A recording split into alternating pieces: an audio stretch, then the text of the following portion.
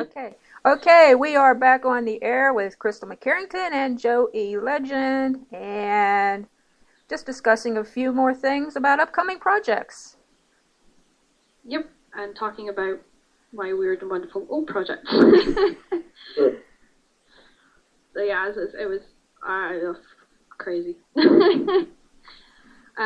For those of you who are just rejoining us, if you haven't been following my Facebook page today, and actually it's on my fan pages as well, because a fan actually also reminded me of this today, was 12 years ago today, I did my first ever big play in Edinburgh, which was in the Edinburgh Royal Theatre, and I played a Selkie who tormented a school of children because I couldn't tell the difference between a Selkie skin and theirs. So, kind of a big landmark for me because that was my first proper role on stage. That's cool. Slightly embarrassing, but yes. So yeah, we were talking also about me and Joe's shows, Paper Champions and Layla's World. We gave you a sneaky peek into Marie's world, and now Joe's going to tell you his favorite scene from Charlie's journal, like an actual page. He's going to tell you roughly about what happens in Charlie's journal, his favorite scene that he's read and written so far. Okay, let's hear it. I hate to pick just one scene. I hate to kind of give away too much. There's so much that especially because it's kind of my first book, my first real dalliance in this whole thing.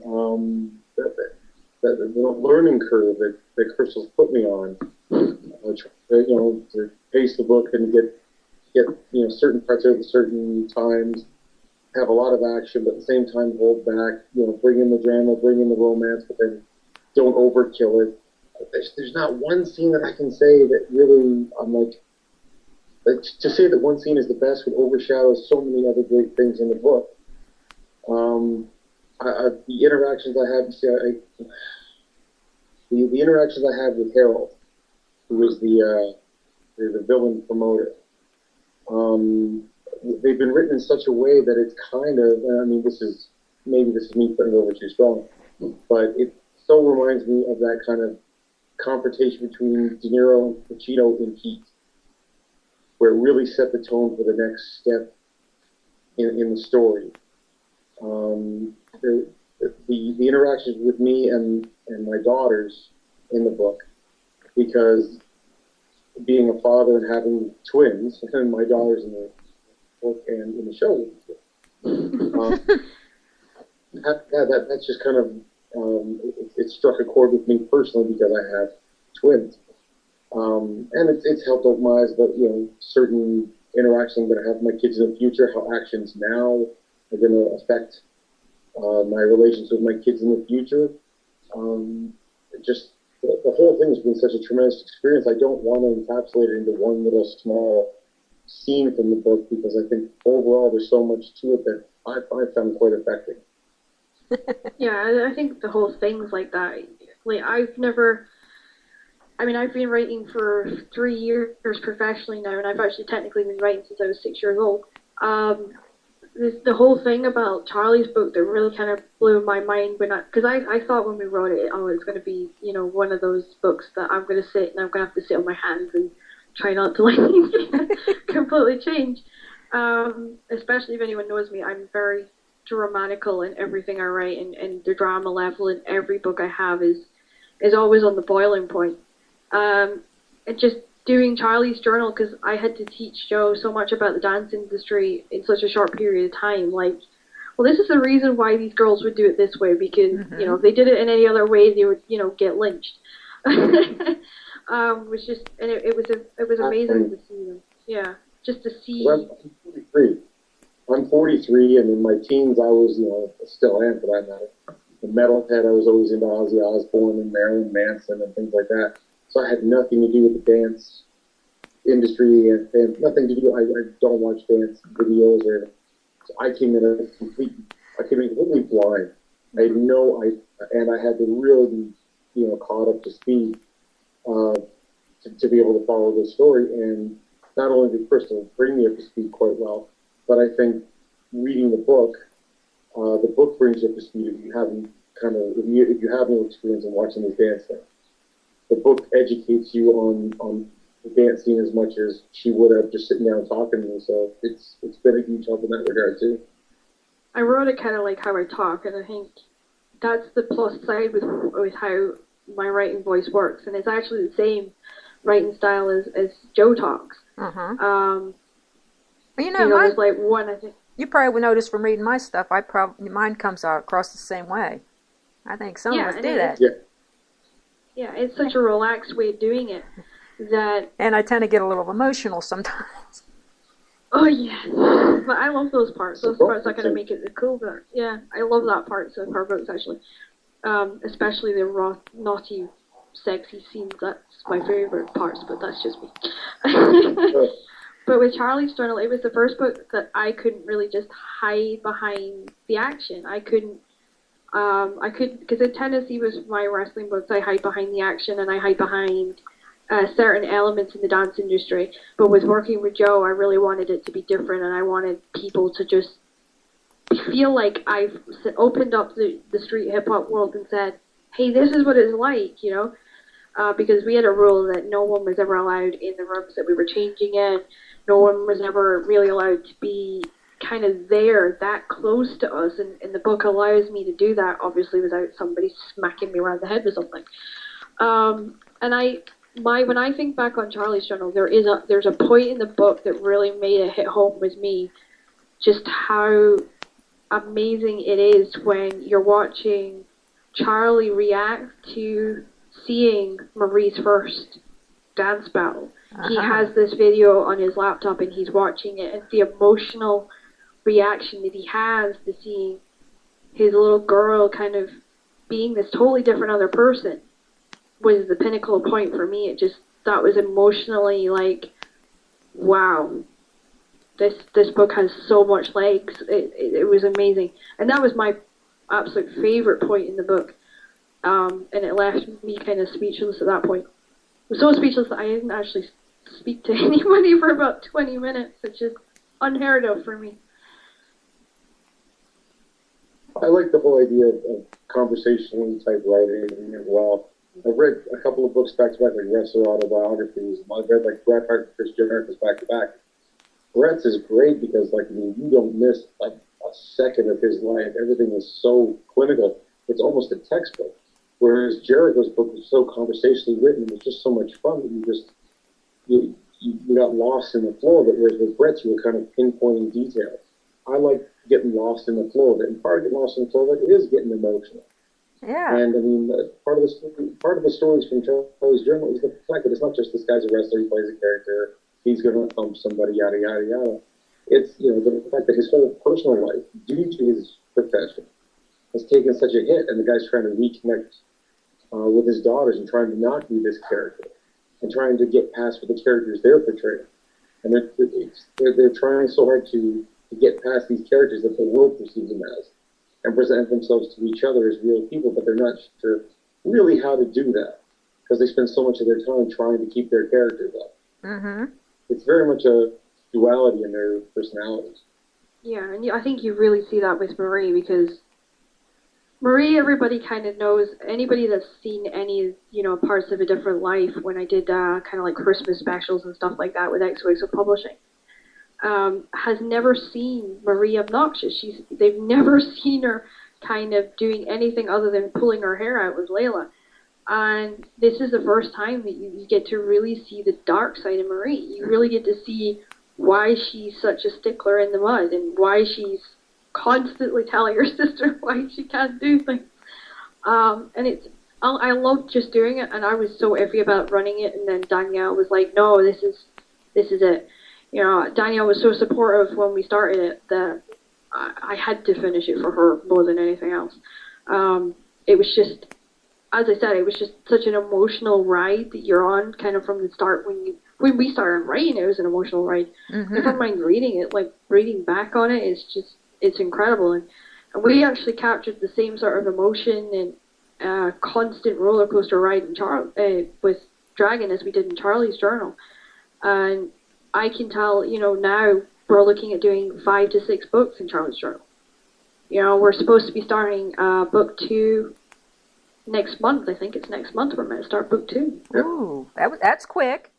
And it still has to coincide with everything we do on camera for Layla's world. Well, of course. And it has to and have connections with Marie's world.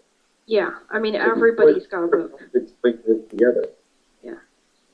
Because I've already started Marie's second book, and Marie's second book really kind of, Marie's book's set in the future. Charlie's is mostly set in the past, and you're playing catch-up mostly in Charlie's journal. And Charlie's journal really kind of shows you the biggest secret in dance, which, I know a lot of dance friends of mine who are actually listening to this right now is going to start throwing things at me. But I show that the second that you have anybody around you that's from dance, you have to revert back. And even if you don't feel like you're comfortable with a group of people, you automatically go to your dance character. You automatically hook yourself back into where you feel comfortable. And talking with certain wrestlers who I'm very grateful they gave up their time and put up with my annoying texts and messages and stuff, I saw a lot of that kind of from what they were able to tell me, that a lot of wrestlers, when they're around people that they think might be fans, automatically revert back to their character because it makes them feel comfortable and safe. And I think we really rip away that secret from both sides of the world for that book, and it's just great. Question from the chat board. So when do they start filming this show? Which one? I think that would be a good one. Well, actually both, if you can throw it out there. We don't have official dates for Layla's World, but we have been told that they're looking to do it kind of the end of the summer, which is kind of where we're at. And at the moment, we've been told end of the summer. They really hope for us to start shooting. Paper Champions, we're literally being told to just stand by and wait. I hate when that happens. Any ballpark times on that one, which is kind of really weird for me and Joe, because it means that if we get called tomorrow to say, can you be on the next flight, we're kind of screwed, because the scheduling for that is going to be a nightmare. But I mean, it's incredible. It's just, from our standpoint, we just don't know, the actual dates for starting, but we're excited to start, Yeah. And the thing is that it's, the shoots have gone from, they're doing Michigan, now it's LA. Yeah. The Paper Champions is kind of on the road, and could very well coincide with the shoot of Layla's World. So I mean, one hand could very much watch the other, and one could lend to the other. So when we're trying to come up with a deal for one, we've got to kind of leave a window open to make sure the other one can run parallel. Mm-hmm. So it's quite a process to try and link up, but you got to link up 2 separate companies and 2 separate productions and 2 separate sets of producers and everything else, and try and get everybody to get along. I have twin sons in my home, and I could barely make them get along. I don't know how many production teams. Yeah, and it kind of does fall on us because, what people don't realize is they kind of hear us talking about the talent side and the creative side of the shows and stuff. What they don't realize is me and poor Joe are actually the 2 head writers for the show as well. So everything that's written is by me and Joe. So, we're acting in it, we're writing in it. Joe's actually producing the fight scenes in it. Ooh. And, I have to do the dance side, obviously. No matter how much I tried to wiggle out of that one. And it's just been working as doing that. Yeah. Here's another question. Here's another question. Hey, sorry to cut in. Another question from the chat board. They want to know, what is Paper Champions? Can you give us like an overview on that? I think I'll hand that one to Joe.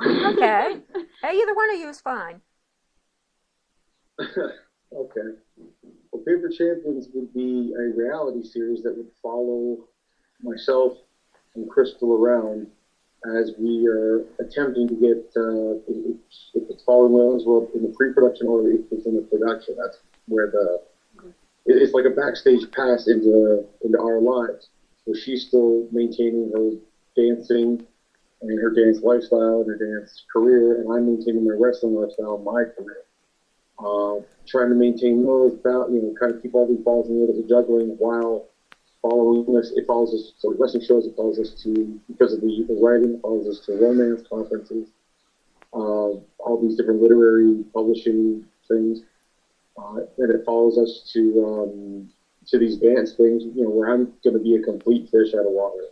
I'm going to be Crocodile Dundee walking in going, what the hell is this? Trying to play catch up, right? I think the scariest part of that really is going to be that I'm actually doing a championship bout for one of my, basically I'm coming out of retirement for Paper Champions. I've been retired since 2008. I actually went off, I lost my last dance battle. I got kicked in the face and knocked out cold. I had a broken nose. Yeah, thank you for my delightful opponent. And I, that was my retirement. And so many people have been calling for me to come back, really, because there's a lot of stuff happening in the dance industry, a lot of films that are coming up that, want old timers. And I'm an old timer. I'm only 24, but, I'm classed as one of the grannies as a dance unit now. And, it was, I got offered the opportunity to do it, and I thought, well, why not? I've got somebody that's going to be watching my back throughout the whole thing. Because what people don't realize is there is a lot of fighting that goes on in the dance industry.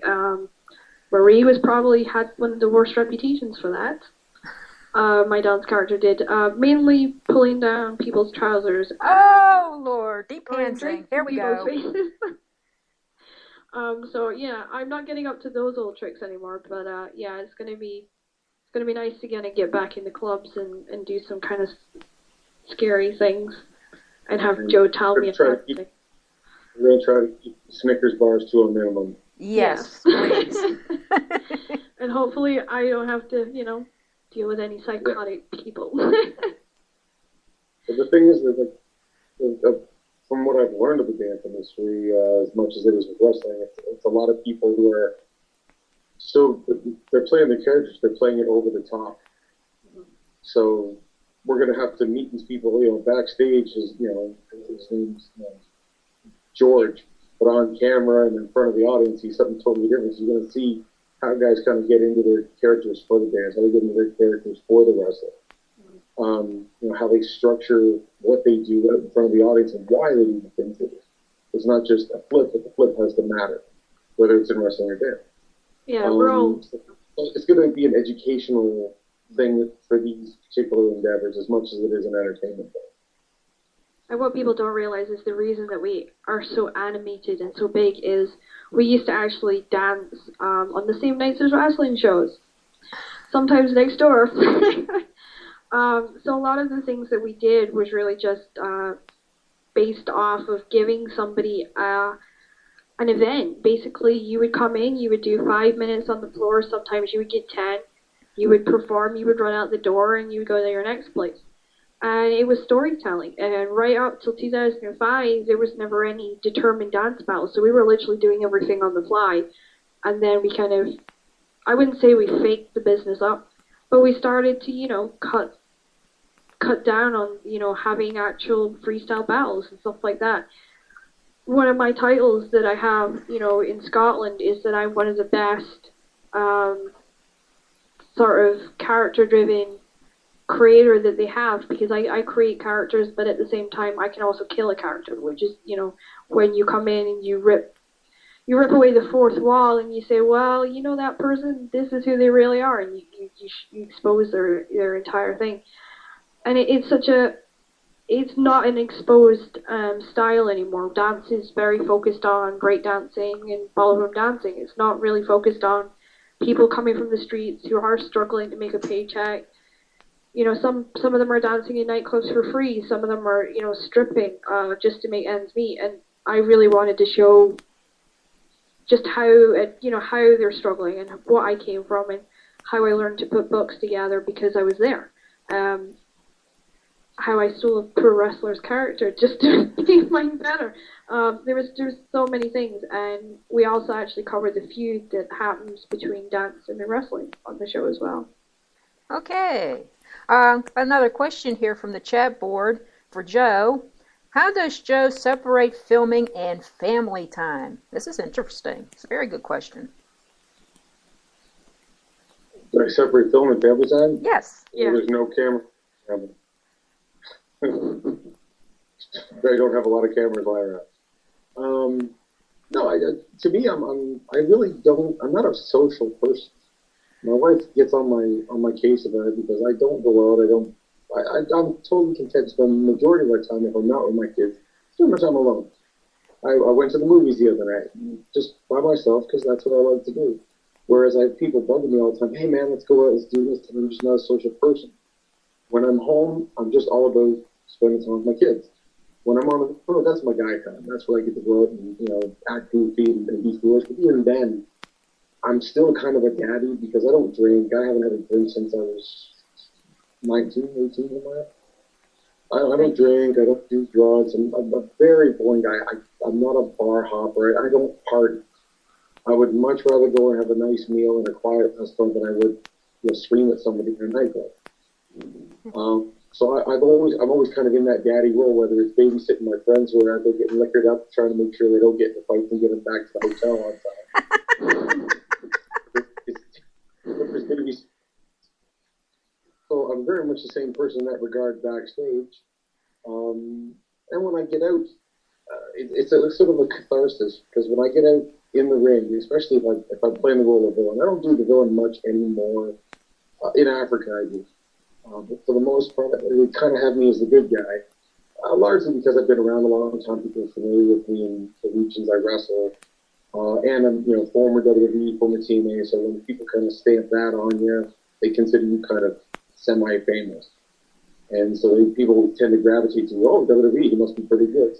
It's hard to get them to dislike. When I am a villain, I get to go out there and mouth off the crowd, and I've started 14 riots just on the microphone. But that's me yelling at everybody who cut me off in traffic or who sat at a green light instead of going. That's my chance to go off, but then I can come back and be nice and calm with my kids because I got it out of my system. Here's another question. Does anybody recognize you when you're out? Yeah. Actually, I've had a couple of good experiences in that, in as much as my parents flew over to visit me here in Germany. I live in Germany.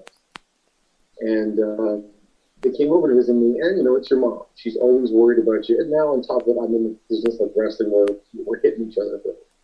So she's always worried. She's always got a stressed out spot. And is he going to do well? And is he doing okay? And da-da-da.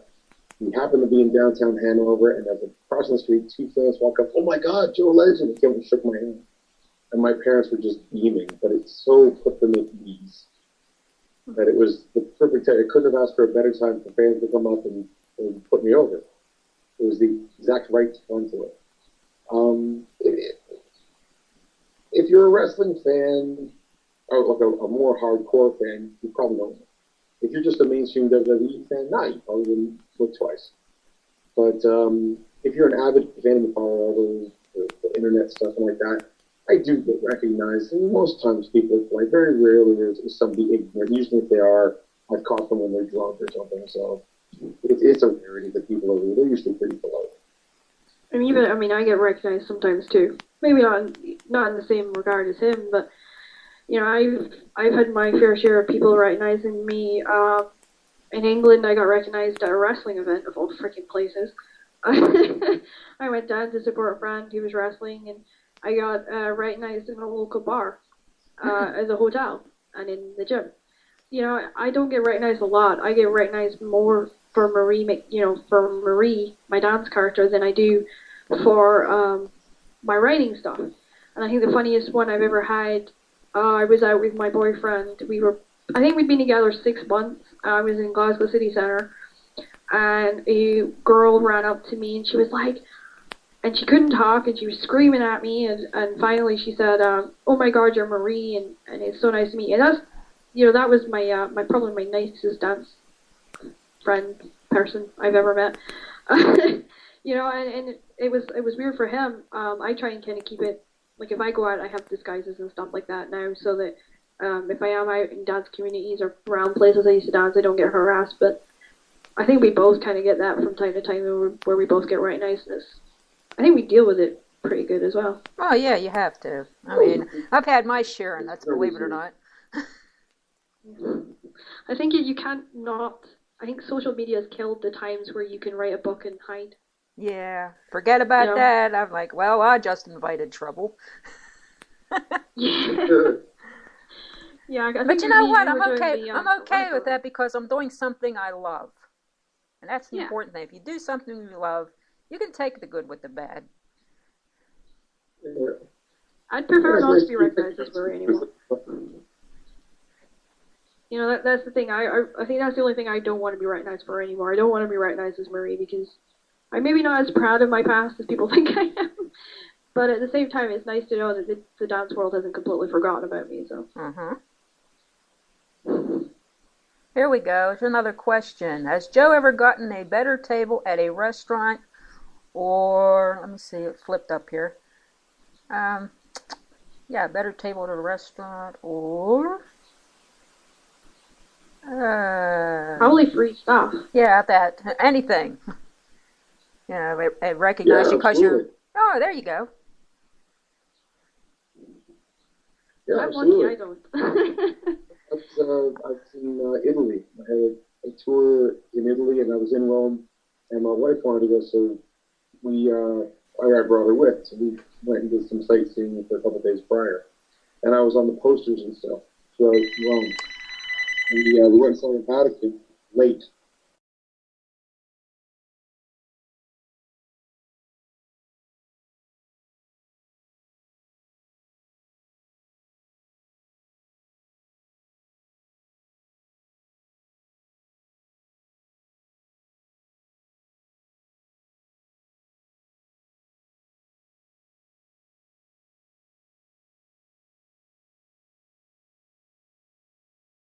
It's like, listen, this other table ordered the pizza, but it has mushrooms. They didn't want mushrooms. We'd like to give it to you. They gave us extra pizza. They gave us piles of stuff. I walked out of there just rammed, all because they happened to see me on a poster. And when I was in Japan once, in Japan especially, they really do that. I've had like people come out of the markets to hand me like a giant octopus leg, like a tentacle, because he's a fishmonger. Yeah. They come over and just hand you the blue, and you gotta take it. Japanese culture, they'll be offended if you don't take it. So I'm not a seafood guy anyway, but I gotta walk around with a giant octopus tentacle because I don't want to. I've had people give me video games. When I first came to Germany, I had to buy an extra bag to bring my gear home because of all the gifts I was getting every night on the tournaments. I had CDs and chocolates, and they bought me champagne. I don't know why, I don't drink. But piles and piles of chocolate, which is perfect because it's Germany, right? It's phenomenal chocolate. Oh, dang, I need some of that chocolate. One girl did a glass where she'd done the artwork and she etched. I'd taken a picture with her, and she professionally etched the picture of me and her together on the glass and gave me the gift of that. Oh. Yeah. That's different.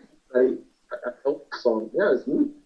One woman, there was an Elvis song in the last figure. I said, "Oh, hey, Elvis, I like Elvis." She goes, "You like Elvis, huh?" I said, "Yeah." She came back that weekend with 5 Elvis CDs for us. Like 20 euros a pop. And I was like, "You don't have to do this." I'm more than happy to be polite to you. To buy my attention off the dice. I'm a nice person. Yeah. They put me up. I've had a ton of really nice gifts given to me just because I happen to do what I do. Okay, hate to cut you in on y'all again, but we got about 55 seconds left, and I want to thank both of you for coming on today. I had a lot of fun, got a lot of questions answered, got a lot of promotions done, and hope to have you back again someday, and wish you success on all your projects. Folks, well, we'd be honored to come back. Great. And I'd like to thank everyone for listening today. Again, this show will be archived on YouTube if you missed the live broadcast. And be sure to check out the links I posted on the wall, and I'll post them on the Facebook page as well. And I will see everyone tomorrow afternoon at 2 o'clock Eastern. Have a great day.